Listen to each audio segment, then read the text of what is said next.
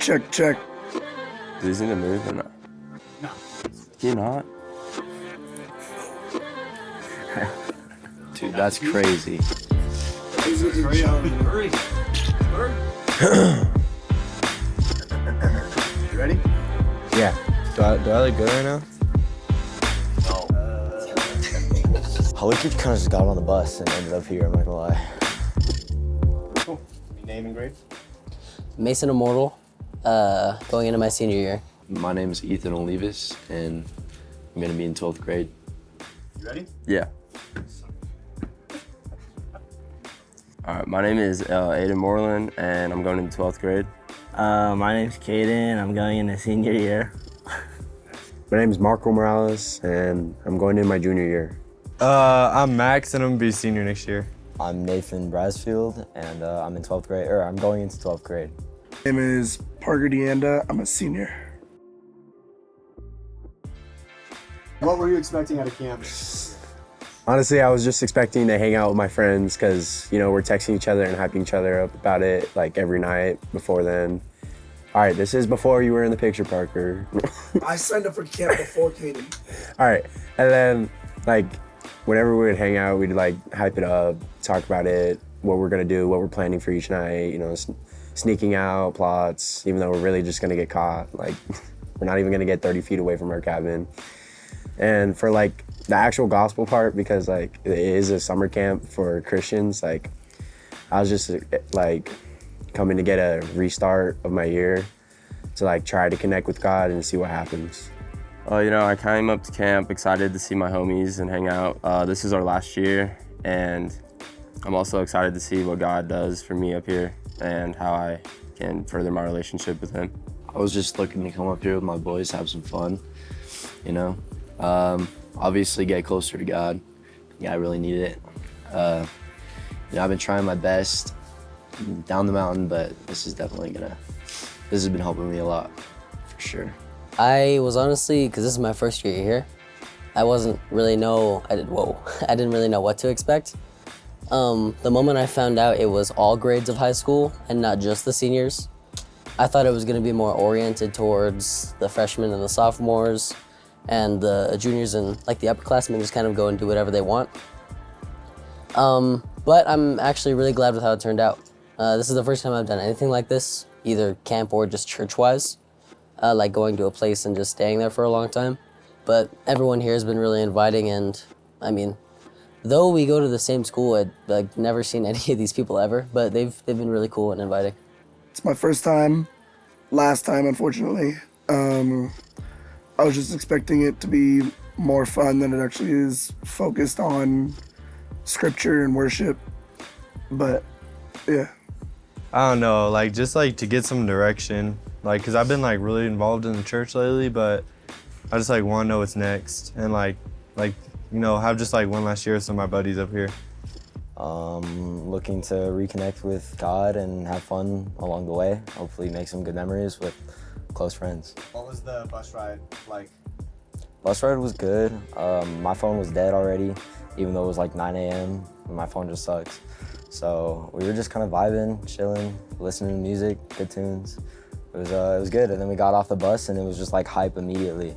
We had beats playing, and yeah, no, we were all ready for the week, you know. We jumped into it quick.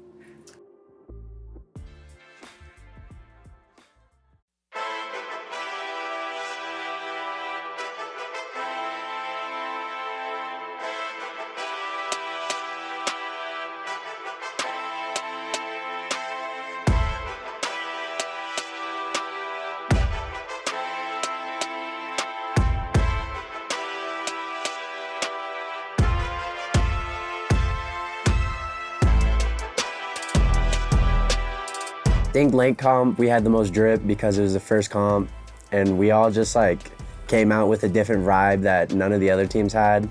Late comp, that was crazy. It was cool. I had a good time. You know, red team was just dripped. We had all our eye black, you know, all of our shiesties on. Read it out. It was sick. Oh yeah, the lipstick. I don't know, that took like 2 showers probably.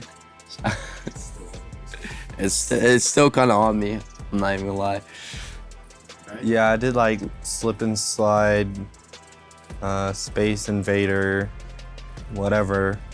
And honestly, I think I was probably the best in my group because I would like go and I'd slide down and I'd literally be like passing the other team. And I'm pretty sure I did a backflip too into the can.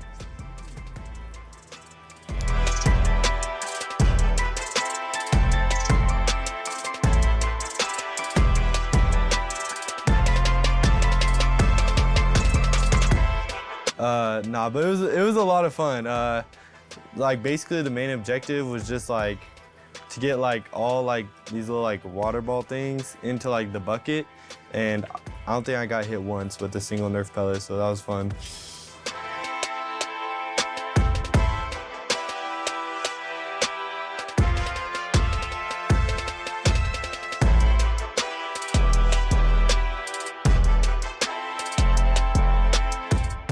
I was in the line of like the sponges where you put it in the back, and that was super cool. I thought the blue team was gonna get it at first because their cup was like basically there and they were already like halfway down their line. But everyone in our line just basically just like threw it behind them, and we were in first, I believe.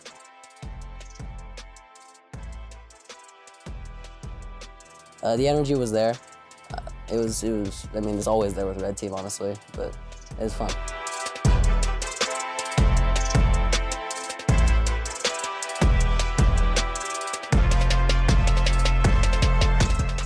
One of our kayak ladies dropped out for an unknown reason, so I took her position and absolutely dominated. I got us out in front. I actually started third, and you know, I'm just that good, so I got out in front, and yeah. Well, lake comp probably was my favorite so far. I feel like it was just good all around. It was very versatile. Red team definitely killed it in the rally. I had to roll in the sand and become a human churro. We had Aiden and Caden who came in clutch in the water. So yeah, at lake comp, I did the swimming, which was basically where I waited for Parker to be done with his Churro. which is where he like rolled in the sand, and then he came and tagged me, and then I swam out to the mat and then back. Were you worried at all that they would catch up to you? No, cause like early in, Aiden was kayaking and like he got like 50 feet ahead of everyone else, so.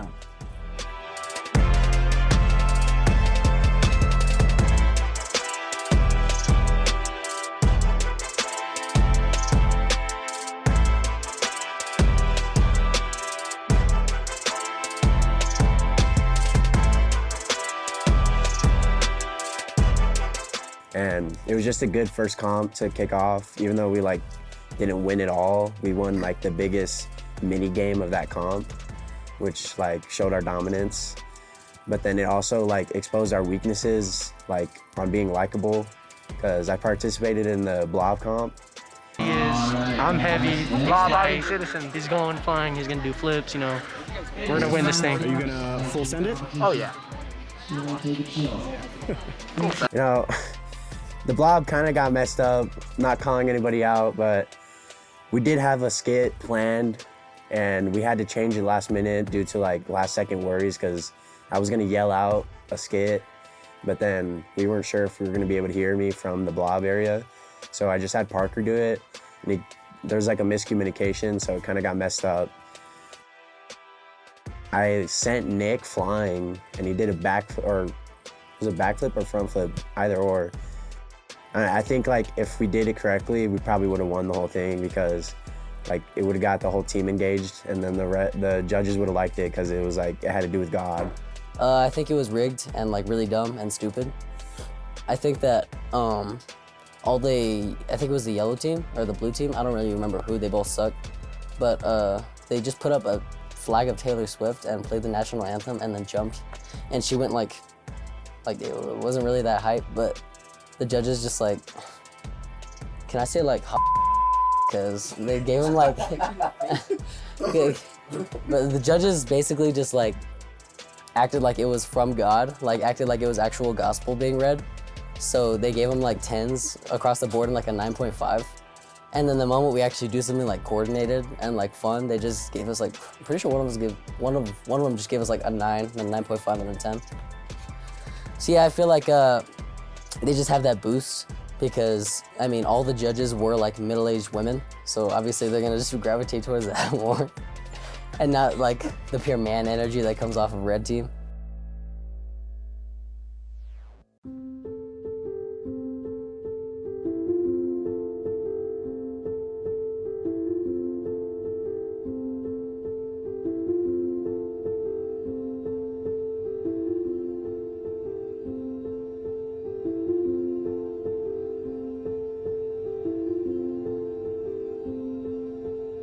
They came out with like our favorite song to, you know, like have a mosh pit to, and it's like kind of funny because the last place you'd expect a mosh pit is at Sandals Youth Camp. You know, everybody's into it. You know, they slowed it down a little bit because they could see that people were like literally getting pushed over and like the dust attack was happening. And then I think the sermon is very good to kick off. He was just making good points, you know, his point about the coffee in Hawaii and like settling for things that the easy route. I think it was just a good way to kick off for that first night, you know, just get everybody engaged and focused in.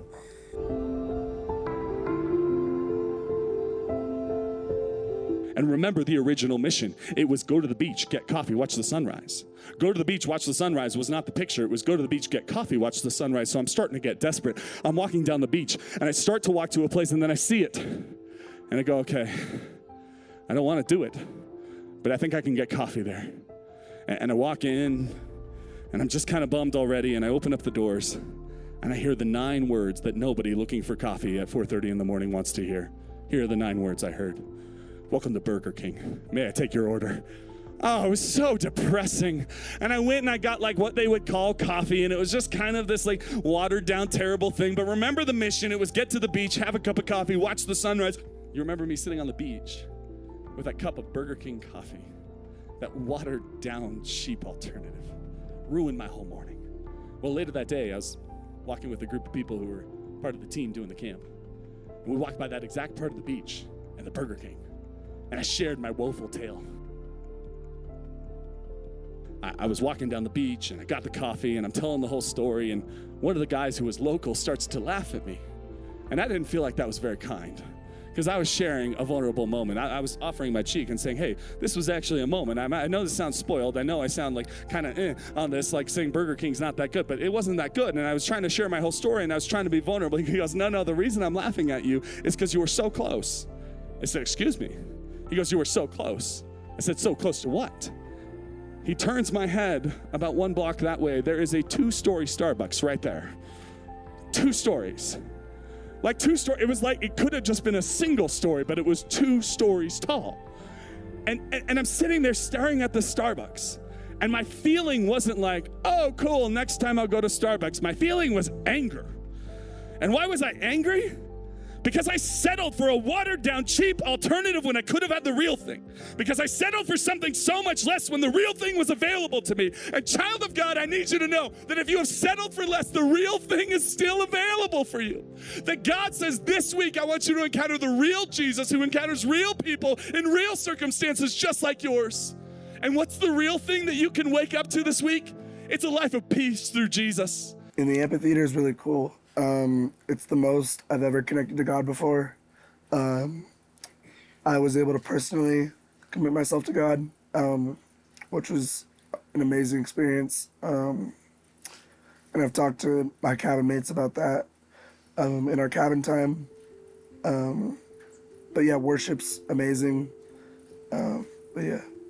So like I've already like committed my life to Christ and everything, but I would just like really like that like a lot of my boys in here were like decided like follow Christ for like some for the first time, some just like following him again. So like I really enjoyed that. But yeah, it's cool just cause like you see everyone from like all the schools like from like where you go, and like they're all worshiping and like praising God, which is pretty cool. But I mean, there are a few messages that he says that really strikes me. Really sticks, you know.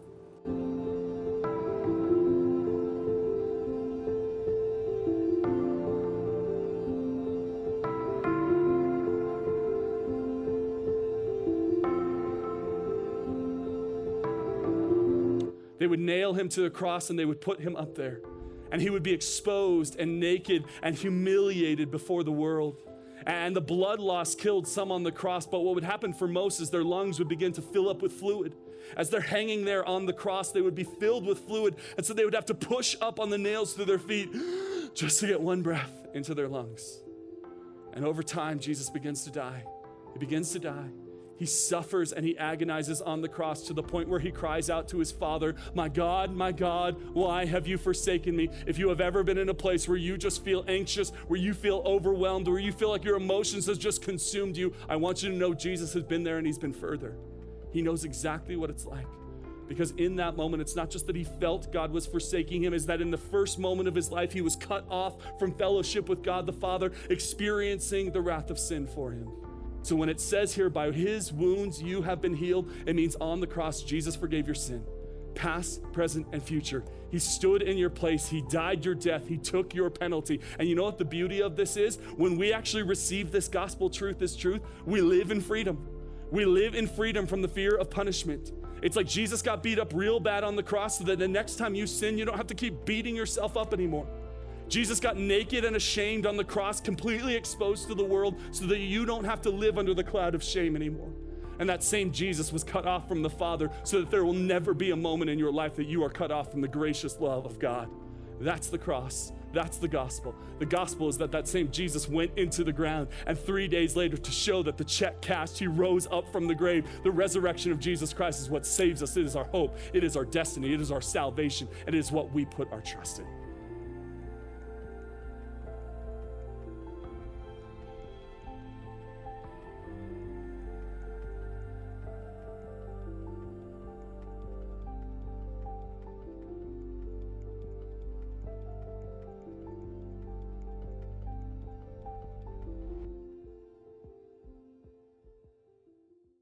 Have you gotten double tapped yet? I did, I think on the first, oh yeah, I did. Very first day. The double tap is basically when you have to tap your bottle twice after you drink it, and if you don't, you either chug all of it or you pour it all on yourself. So. Caden getting double tapped. Oh, yeah. That was unfortunate. That was unfortunate. Hard lessons to learn. Do it.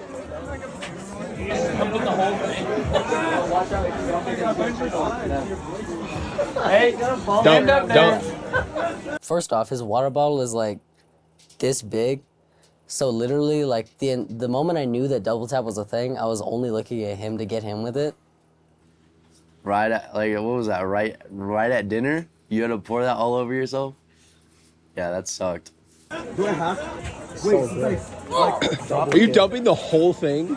He has to. How can he chug it? Feel like crap and then pour some on. Okay, ready? Hold on, wait. Let me take my phone out.